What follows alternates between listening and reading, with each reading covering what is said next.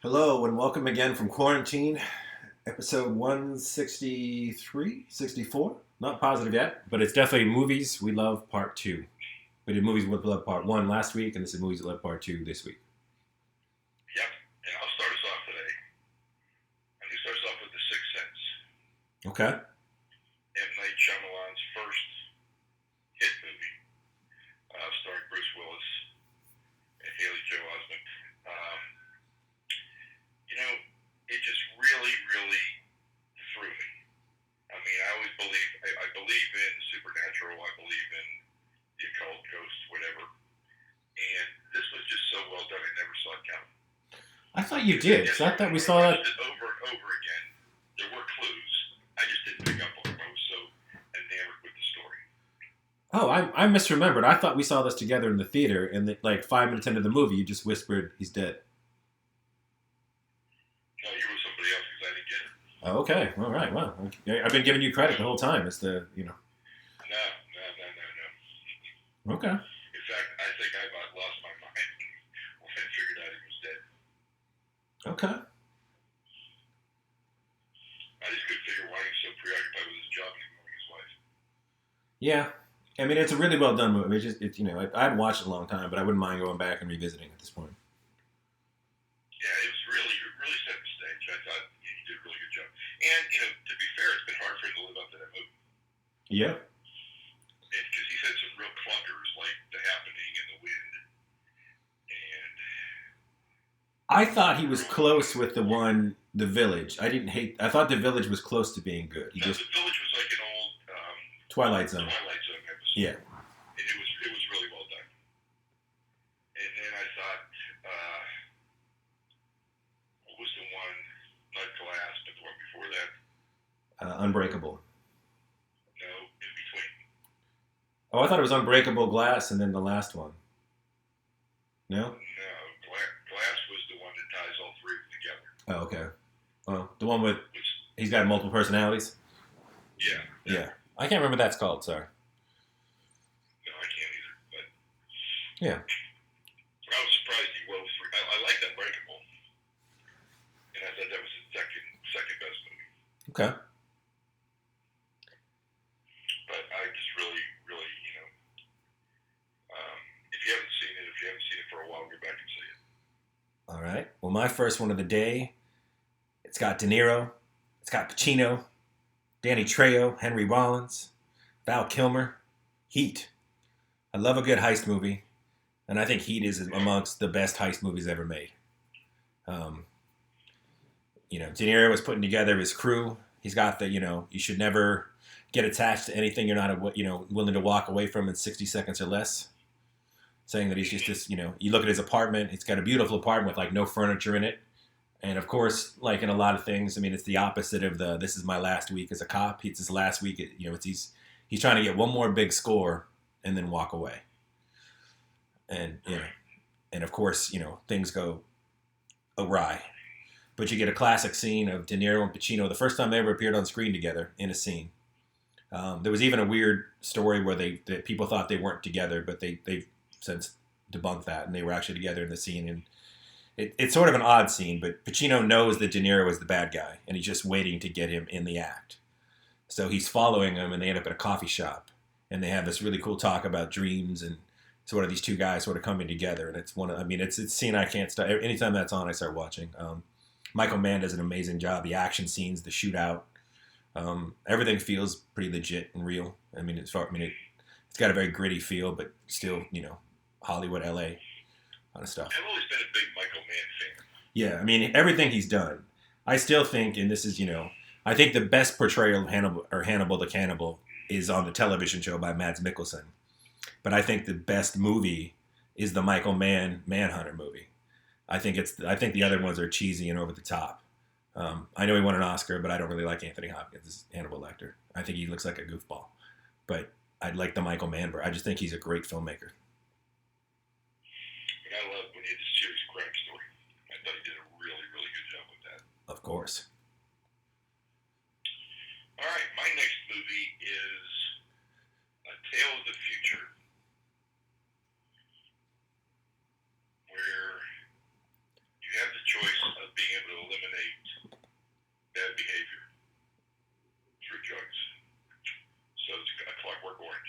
Okay. which takes the choice of good and evil away from some people. So it's like we have chemical castration for rapists. This would be chemical castration for not castration, but chemical decision making elimination for people that are career criminals. Sociopaths, psychopaths, And yeah. yeah, Malcolm McDowell is excellent as Alex in it, and just a really, really well done tale of the future, which lets you weigh it out for yourself because you get to see when there's no decision, when anybody can make a decision they want, or if it's taken away from you, and you get to weigh out on that. But it's really, really well done. Scary, but well done. Okay. My next one is a movie I know you love. Based on a play. Almost the entire movie is just 12 actors in a room, and it's the original 12 Angry Men with Henry Fonda. Now, I know in today's society people get upset because it's 12 Angry Men, and it is, with the exception of, I think, one Hispanic man and a clearly Italian man, it is 12 Angry White Men. But I think it really holds up today. You get to see, it's about interpreting facts, having information. It's about prejudices and things you bring to the table. And the movie itself is just phenomenal. I mean, it all takes place in the jury room. It's the 12 guys. It starts 11 against 1, and they're arguing for somebody, whether they are guilty or innocent. And it's them actually doing something that people need to do now, which is really look at all the facts from all the angles and interpret the information based on that. And examine your own prejudices. And like I said, despite the fact that it is 12 Angry Men, it's a very apt movie today. And like I said, the performances are just fantastic in that film. Yeah, that movie would stand the test of time. You could call it 12 Angry Jurors. Yeah. And make it more modern, more contemporary, but the premise would still stand up. Exactly. Exactly. Good movie. Good movie. I will always watch that whenever it's on. Yes. Staying with my semi-horror genre today, The Exorcist. Okay. The first movie in a long time in my adult life that really, really scared me. And I remember when Mom and I went and saw it in the theater. You were just a baby. It came out in 1973. So this is one of our first dates after you were born, and Mom and I lived in Brookline. And we took the bus, and we took a different bus coming home, and we had to walk up this street and go up these stairs, just like in The Exorcist. And I want to tell you, we were both sweating. It was just a powerful movie, a scary movie. And there's always been Tales of the Antichrist. Always been, so just well done.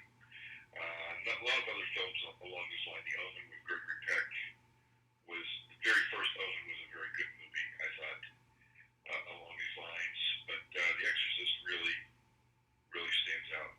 Really scary. William Peter Blatty wrote the book. Okay. My next one is a sentimental favorite. I can never argue that it's a great film by any stretch. In fact, I saw this in the theater with my brother. There's a scene that comes on. It's a medieval movie-ish. And they're doing a court and ball sort of situation. And the strings begin playing, and it turns into a David Bowie song, Golden Years. And then it turns into like a modern dance number, which again is something I normally don't like. And I remember Dan looked at me and was like, I hate you for liking this movie. And I absolutely love A Knight's Tale with Heath Ledger. It's a corny movie. Like, it has, when they're making the armor, they bang in the Nike symbols. They do the "We Will Rock You" thing in the stands with their feet. Like, it's got all sorts of modern things mixed in with classic things. It's sort of an action comedy with Geoffrey Chaucer and random historical characters in the movie. But it's just a feel good movie, and it just there's a few different scenes that just break me every time I watch it, and I laugh and I cry, and I absolutely love that movie. Nice. All right, I'm going to go with the movie In the Heat of the Night. Sidney Poitier and Rod Steiger. I think Rod Steiger won the award for Best Actor for this movie. Movie about racism in the 60s in Mississippi. Gives birth to a rather poor television series that lasted for a long time with Carol O'Connor, Archie Bunker, and the Rod Steiger role. But the original movie was powerful, and it was it showed how they wanted to about if crime wasn't solved, would the factory go away, and how quick we get this, and we get them this African American detective from Philadelphia who happened to be in there visiting his mother or his family in Mississippi, and he gets drawn into the case and actually solves the case. And so you have a black man pretty much showing the white world what he was capable of and solving a crime and doing it the right way. A really, really good movie. Nice. My next one is from an incredible director, John Carpenter. And despite the fact that I usually probably would never want to put a remake on the list, it's a movie that's been remade. I think this was the second version. They remade it again in the 2000s, and apparently they're remaking it again now. And it's always slightly different, but it's The Thing. It's Wilford Brimley. It's obviously Kurt Russell. And it's an Arctic snow station. I love movies set in the snow. It gets me excited. I just love winter. I love snow. And they find themselves sort of trapped in the snow. They can't leave. Weather's too bad. They're trapped in this Arctic station, this Arctic research station. And they know they're there with an alien presence. And the cool thing about this alien presence is it can take any form whatsoever. So then it's this tension of, is this person the real person? Is this person the fake person? And they're slowly eliminating each one as they go. And it's just a really well done, very tense-filled movie. Everybody's got great beards in it. A lot of snow. Really cool movie. Yeah, John Carpenter's The Thing. I'm going to go with another Academy Award winner, The Deer Hunter. Robert De Niro, Christopher Walken, Meryl Streep. Quite a cast. Might be Meryl Streep's first big movie, if I think about it. But great cast, great story about the Vietnam War and the conflicts and the actual atrocities of the war and how bad of an experience it was for a soldier. And Christopher Walken gives an amazing performance in it, and Robert De Niro is the guy that holds it all together. And just really authentic scenes, shot a lot in western Pennsylvania and West Virginia for the scenes before the Vietnamese scenes. And I think the Vietnam scenes were shot in Hawaii, I think. But I'm not positive on that. But a really, really well done, very moving story about how the war or a war can impact a town and people in it and friendships and relationships. Really, really well done. Okay. My next movie, as we've talked, if you heard me talk on this podcast, if you're a long-time listener, knows that I love video games. My favorite non-active hobby. And there aren't a lot of good video game movies.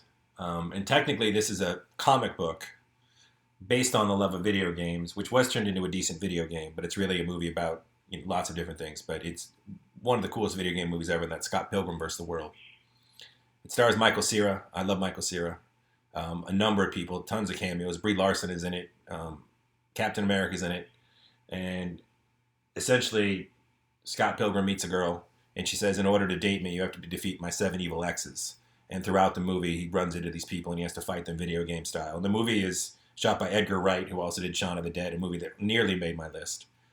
Very funny, very action-oriented. And like I said, if you're a video game fan, there's so many references in the way the movie is shot and the way the action scenes play out that are just like watching a live-action video game with some really funny, really witty dialogue as well. So Scott Pilgrim versus the World. Okay. My next pick is actually a two-parter. It's actually a three-parter, but I think the third part was horrible, so I don't even count it. But it's Godfather 1 and 2. And I'm one of the people, I don't know if I'm in the minority or not, but I actually like Godfather 2 better than Godfather 1 because I like the prequel story. I like the story of Robert De Niro before he becomes, as a young Vito Corleone, before he becomes the established Vito Corleone that's in The Godfather. But amazing cast, amazing ensemble, amazing storytelling, great book by Mario Puzo. Just love everything about it. It's on all the time, so I know everybody's seen it. But when it first came out, it was so polarizing among Italian Americans and the rest of the world. Some Italian Americans were proud of their heritage, and other people thought it was a very bad portrayal of Italians. And I remember my father loved this movie, and he and my mother went and saw it in the theater, which was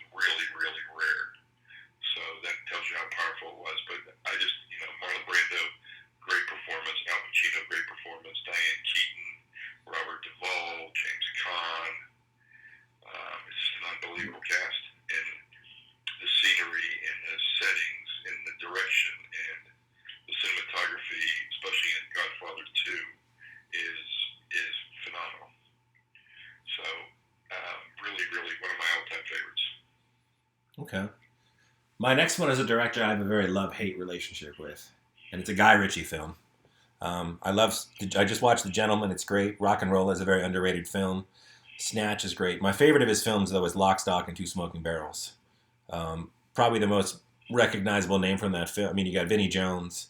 You have a young Jason Statham before he was a badass. I mean, he was always a badass, but you don't get to play badass on screen. Sting is in the movie, and it's a couple of guys. They get in trouble with gamblers, and they decide the best way to get the money back is to go rob their pot dealer, because their pot dealers seem like these just goofy hippies that would have been an easy thing to go rob, and obviously, literally everything goes wrong, and it's one, and Guy Ritchie does a lot of fast talking, witty dialogue, a lot of sarcasm, a lot of smart ass, and it's a comedy action gangster film. It's fantastic. But like I said, he's somebody that I go back and forth because I think he did a terrible job with the Sherlock films, but I love his gangster films. And Lock, Stock is one of those movies I can just watch over and over again. Never get bored of it. So Lock, Stock, and Two Smoking Barrels, and also Gentleman's the new one with McConaughey and Charlie Hunnam, which is also good. And then Snatch is with Brad Pitt, that I think is the most popular of his films. Okay. I'm going to go with Raiders of the Lost Ark. A classic film. Classic film. Fun film to watch. Yes. And since that was the first one, everybody loved the character, so the character comes back, and obviously some sequel films, which are all very well done as well. But this one is it's the standard because it introduces the character and does a phenomenal job of telling the story of Indiana Jones and putting him in some amazing superhero-like situations. But a real fun romp, very fast-paced, constant action, a lot of intrigue, and just a fun movie. It's really just a fun movie. Okay. Very nice. Well, as you cheated with a pseudo trilogy, we only took two of. I'm going to cheat with the Before trilogy. Before Midnight, Before Sunset, Before Sunrise. It's Richard Linklater, Julie Delpy, and Ethan Hawke. And they all collaborated on the creation of the film. Ethan Hawke and Julie Delpy are obviously the stars, and then Linklater is the director. These movies take place, I think they are every 12 years they shot one. The first one takes place, it's before midnight. Ethan Hawke is just broken up with his girlfriend in Europe. He gets on a train, he meets Julie Delpy, and then they have this magical night. And the premise, and basically at the end of the film, and they're walking through Prague. It's beautifully shot.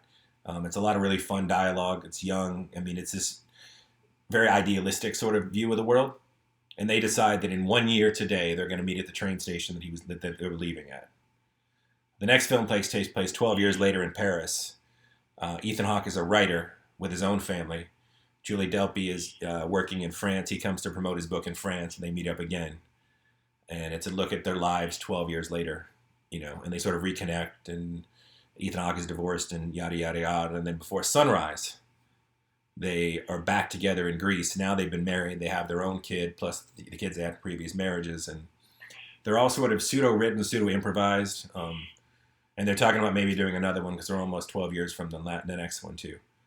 They're just a really, really cool movie and a really good look at relationships and just the different stages of them and trying to stay together. And,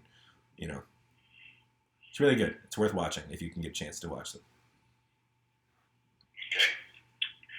I hinted at this one last week when we talked about Stand By Me, and I talked about adaptations of Stephen King stories.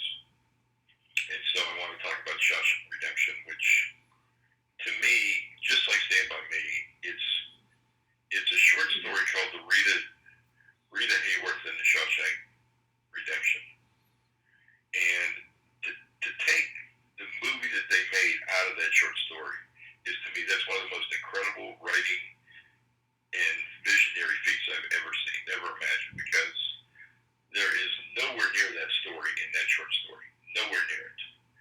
And to come up with that story and make it such a great story, and I mean, it's literally on TV every week. Oh, yeah. Tim Robbins and Morgan Freeman are an unbelievable combination. I just love their chemistry together. I love the role of Morgan Freeman as a wise old ex-con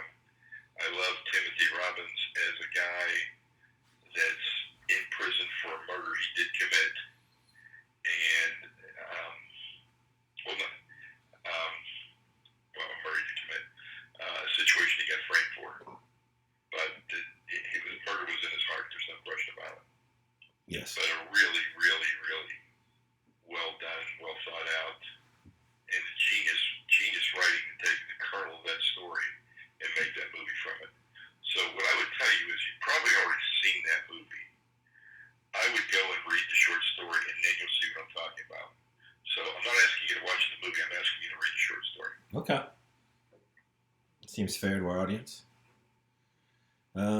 Just because we haven't had enough, I'm gonna go animated film. And there's a Studio Ghibli. I probably pronounced it right. Ghibli. It's a Japanese studio, and they make just some of the most beautiful, amazing animated films.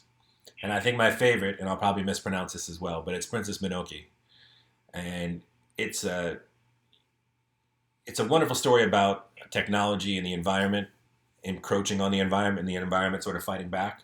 And I won't get into it much more than that, but it's beautifully drawn. Um, as much as people love Pixar and Disney, Studio Ghibli is sort of the Japanese version of that. I mean, as far as the beauty and the popularity and the how well done all the stories are, that would be the most apt comparison. And then, I know people like famous people, and all the American adaptations have, tons of famous people that do the voices to adapt, make the Japanese animation come over here. But they're amazing, amazing films. My Neighbor Totoro, Howl's Moving Castle, like you can't really go wrong with any of them. But Princess Mononoke is the one that I sort of discovered, which sort of makes it my favorite by default almost. Okay. Caddyshack. Yeah. Just a movie I could just watch forever and ever and ever.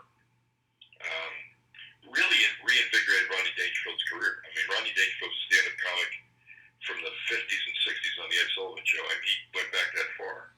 And he was always a stand-up comedian. And this was really a film role that really introduced the world to Rodney Dangerfield as Al Cherbeck. And he was absolutely hilarious in the movie. Bill Murray is the groundskeeper. Chevy Chase is the golfer. And those are the three. Ted Baxter as the head of the country club. Or Ted Knight, I should say. Excuse me. Yeah. But that's truly the cast. And along with Michael O'Keefe, who plays Danny Noonan, and then some other minor characters. But really just a fun movie to watch.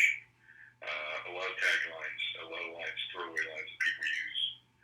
Well, they quote, quotes from Animal House and Caddyshack and Seinfeld. It's with a few of those, so it's just really, really one of my favorite comedies.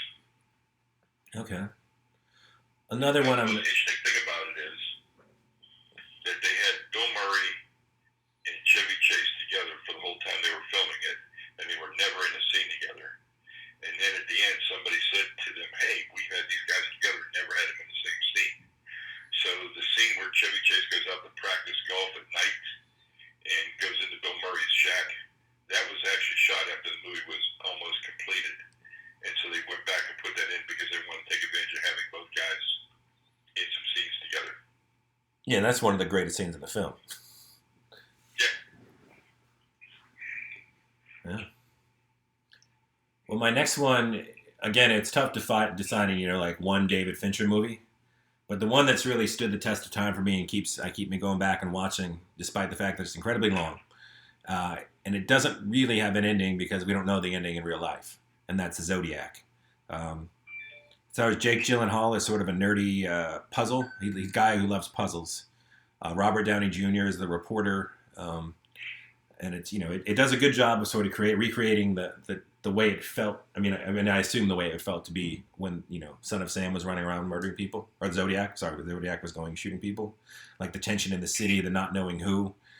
And Gyllenhaal and Downey Jr. sort of team up.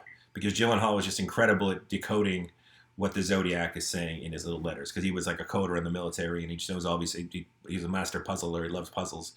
And together, it's a great tension film. They do, I guess pose a guess as to who the Zodiac was. So you get an ending technically in the movie, where you get to feel like you know who they think it was, but obviously we don't know today who it was. So it's hard to But it's a really it's beautifully shot, well acted, a lot of tension. It's just a really cool movie. Keeps you on the edge of your seat. Okay. Um, I'm going to go back. I'm going to give you an original. A lot of people might have seen the remake, but the original came out in 1962, The Manchurian Candidate. Oh yeah. And one of those movies is a real deep plot. So you understand this. It came out in, so what year it came out in? It came out in 1962. And after the Kennedy assassination, they wouldn't show it. Because there was a lot of theory about that, maybe how Kennedy got killed. That there was a Manchurian candidate that was planted, and that was the assassin that they activated. So it's one of those things where it's so well. It get a 96% on Rotten Tomatoes, which is very hard to get. It's very good. Um, Directed by John Frankenheimer, a really strong director. Angela Lansbury was the mother in it, and she was really good. It won the Academy. She won the Academy Award for it in a supporting role. It won the Academy Award for Best Film Editing. It won a Golden Globe for Best Director. It just was. It's a scary movie to think something like that was possible. That you could have a plan. It was at the height of the Cold War, too, also in 1962. So when it came out, it got a lot of attention because it was very believable.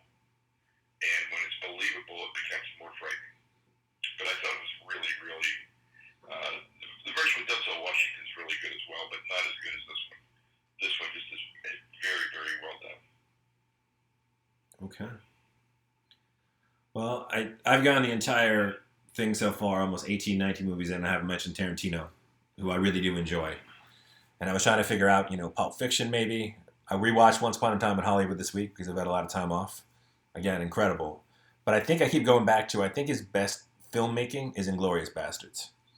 Because I think there's 3 scenes in that movie that are just as good as any scene anybody's ever put on film. I think they're just incredibly well done. The dialogue is great. The scenes are great. The tension is amazing.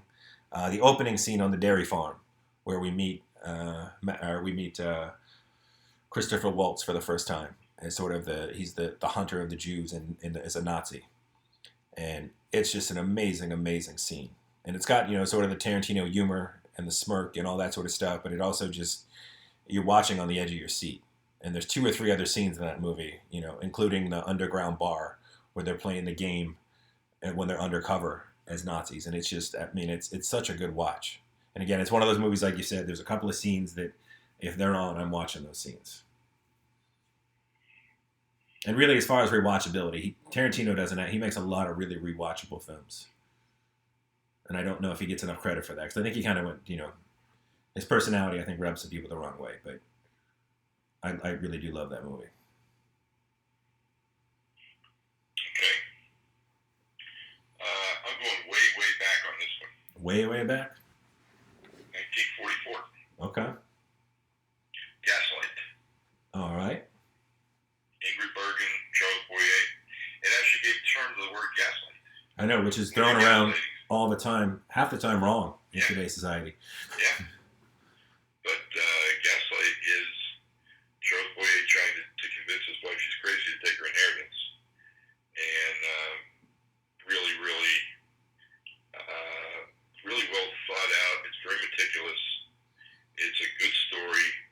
You anticipate things, but you don't understand why, and it all comes together really well. But it was one of those movies in the 40s that I really had a great appreciation for, along with all the ones we talked about, like Maltese Falcon and Double Indemnity and things that we talked about. Postman Always Rings Twice.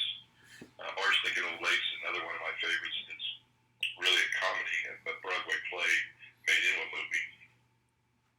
But I think if you haven't seen Gaslight, it's worth a watch. Yes.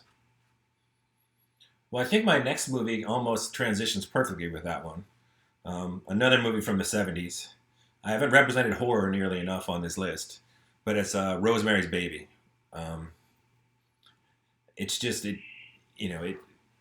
I love sort of cult I love things that involve the church and Satan as far as movies go. I think it's very cool. And Rosemary's Baby just creates this insane amount of tension and questioning, and you're watching a woman who is somewhat being gaslit herself. And Yeah. that's why I thought it was a great transition and a great film. And I mean, the director obviously, has a terrible reputation as far as his personal life goes, but But he this established him as a great director. it's established him as a great director. And like I said, the film is just amazing. If you're a fan of Jordan Peele, you can see that Jordan Peele definitely got some inspiration from this film. Um, you can notice a lot of the things, like the tension is created with like the angles of the shots and the colors in the shots and the way she's framed in the picture, and moving the frame so that she's off to the right or off to the left. And these things do people to psychologically, and like Polanski just does an amazing job of just creating this incredible tension that builds up to this really, really cool moment. Um, I will say I've shown it to people that don't have a history with it, and they feel it's a little bit slow, but it's definitely worth the watch. And I mean, I know the modern audience is just, you know, I feel like if you're a book reader, which I feel like maybe a lot of our people are, then you'll love it. Because I think if you read books, you're used to a slower, more patient pace. But if you're just, Yeah. if you're a TikTok, YouTube, instant gratification person, it might be a little slow for you. But, you should watch it anyway because it's absolutely fantastic. Um, okay. I'm going to go with The Graduate. Okay. Dustin Hoffman, Catherine Ross, a coming of age of the 60s. I remember I was in high school when it came out. It came out in 1967, I believe, right toward the end of my junior year of high school, or the fall of my senior year. I can't remember which one it was. And it was just one of those movies that caught everybody because everybody was trying to figure out who they were and what they were about. And this is just an unbelievably clever movie that portrays a lot of the angst about growing up and trying to start your career and starting to figure out who you are and what you want to be. And he's a classic example of somebody that went to college and graduated, had no idea what he wanted to do. And so the movie's kind of about his life while he tries to figure that out. And by the end of the movie, he still hasn't figured it out. So it's kind of interesting. Al Hodel and I love this movie because we both fell in love with Catherine Ross in this movie. And there's a scene in the movie where he takes her to a strip club on a date because he's not supposed to go out with her, but trying to make her have a bad time. And so the stripper is behind her, twirling her tassels around her head, and she cries. And she is gorgeous, just drop dead gorgeous. And so, it's part of the movie, but I could visualize that scene every time I think about the movie. And he's another couple great lines. The thing I thought was really interesting is it was a lot of the movie's supposed to take place at Cal Berkeley. Yeah. And I always assumed that it did, but it didn't. They used the University of Southern California for all the Cal Berkeley shots. Okay. So when we went out there a few years ago, Al and I went. There's a very famous fountain scene that they filmed like a kaleidoscope with people coming in and people coming out, like an aerial view. Yeah. And that fountain was at Southern Cal, so we went and sat there and checked it out. But a movie for people of my boomer mentality. Okay. Just because I rewatched it yesterday and I forgot how much fun it is. This is a really silly movie. Not going to claim it's a great movie, but Hot Rod, which stars Andy Samberg from Lonely Island and Saturday Night Live fame. It also has Danny McBride, Bill Hader, Ilsa Fisher, who's just wonderful. His parents are played by Sissy Spacek and Ian McShane. So you have those two incredible actors also with a really goofy, silly movie. It's just off the wall nuts, and it's got like lots of weird references, and it's just a really, really silly movie. But watching Ian McShane and Sissy Spacek play these roles, and Danny McBride, who always makes me laugh, Bill Hader, Chris Parnell, Will Arnett, like it's got an incredible cast. I think it's one of those like underrated comedies. I mean, it's 6.7 on IMDb, which is pretty good. Interesting. Yeah. All right, my last movie's a throwaway because very few people are going to agree with me reruns whenever it's on. The cast is so incredible in it. I just love it. And it's Four Christmases with Reese Witherspoon and Vince Vaughn. You do love your Vince Vaughn. I do love my Vince Vaughn, but also has Robert Duvall, Jon Favreau, Sissy Spacek, John Voight, Mary Steenburgen. It's like it's just a hilarious, fun, feel-good movie that has a message. But I just think it's a fun, feel-good movie. That essentially that they come from divorced families, so they're in a relationship, but they don't want to get married because they don't ever want to go through divorce and do all these family things. And so they have a day when they usually always make sure they're out of town on Christmas, and there's a weather incident, they can't get out of town, they're on television, so their families know they're there, so they have on one day they have to do 4 Christmases. And so it's really, really interesting. It's funny. But that's my throwaway. Okay. Well, I'll give people a recent throwaway that's only 127 minutes long. It's especially apt if you live in the South where there's hurricanes, and it's Crawl. It was made Tarantino's list of best films of last year, and it's just a really fun movie with some terror in it. The premise is simple: hurricane's coming. This girl at college has a very stubborn father. They're asking for an evacuation of the places near the water. She can't get a hold of him, so she gets in the car, drives down in the middle of this storm and hurricane. They get trapped in the house, and they're right on the water. Alligators get in the house with them.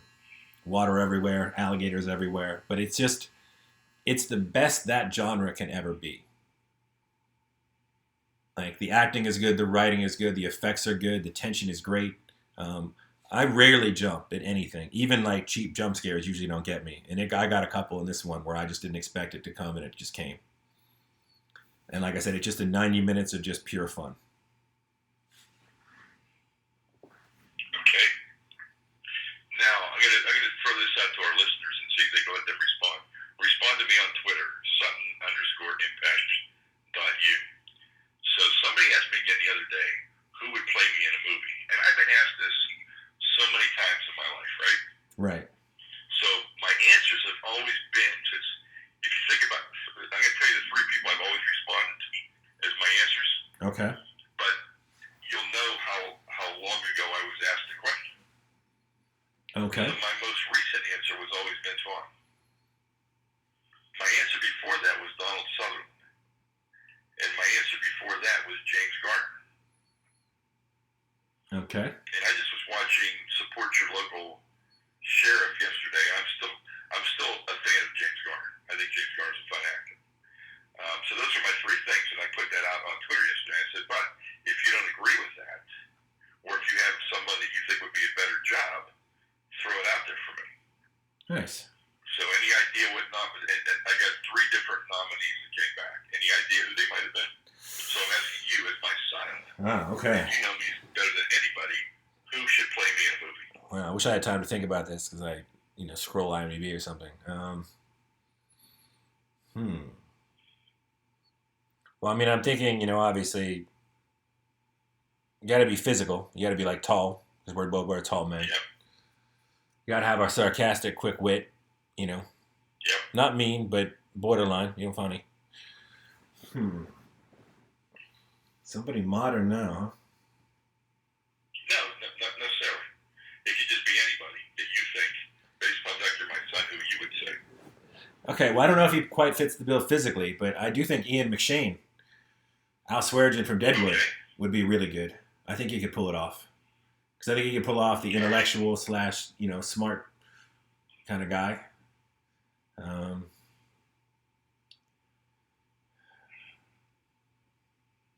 the ones that came back yesterday were Tom Selleck, Sam Elliott, and James Brolin. And James Brolin. Okay. And I think most of those came back because they all have gray hair. Look, Tom Selleck really doesn't have gray hair and mustaches. No, but he's one of your favorite shows. You must like that one. Yeah, I mean, I was flattered. And Mom said if it was either Tom Selleck or Sam Elliott that she'd volunteer to play herself. That's nice of her. Yeah. Yeah. It's very nice. But that's just a fun question to throw out there. I would love to to alert our readers to something you alerted me to about the John Connolly Strange Sisters. We call it serial, I guess we call it. Yeah, I would say something along those lines. Yeah. That he has written a novella, and he releases a different chapter. And remember, it's a novella, so a chapter might be 2 pages. Right. He releases a different chapter every day, starting on April 1st, wasn't it? Yeah. I think so. 4 chapters thus far. Waiting for chapter 5 today. I've read all 4. Have you read all 4? No, I've been some internet issues, so I have not had a chance to. Okay. And then I won't spoil it for you, but it's already got my attention. And my attention after the first one, just because it's John Connolly. Yeah, he's one of my favorite authors of all time. So it was a quick. As soon as he tweeted that out, I was like, oh, yeah. So back to our. Who would you have play me in a movie based on all these sorts of situations? Would you say?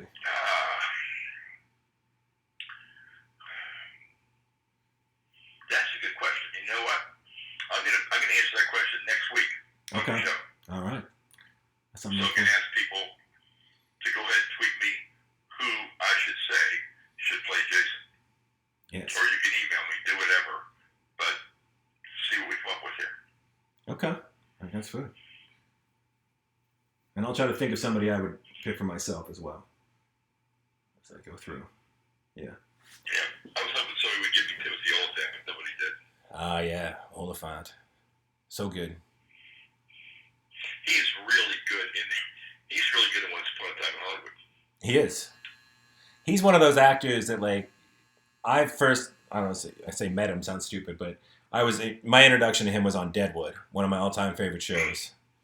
And then you and I, when you were going to knee surgery, and I brought over the Justified DVDs, and I was like, this dude is awesome. And again, the Deadwood character and the Justified character are I think they're in the same space. There's definitely differences between the two, but but then when I watched him on, in comedies, he's fantastic in comedies. Like, he's just... Yeah, he's a great actor. He's a great actor.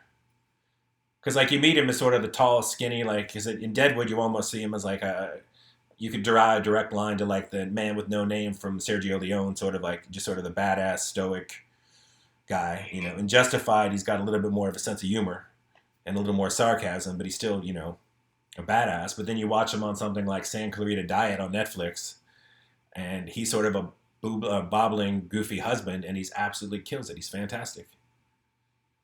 And I might have to watch that just because he's in it. Oh, I think so. I mean, it's a really fun show.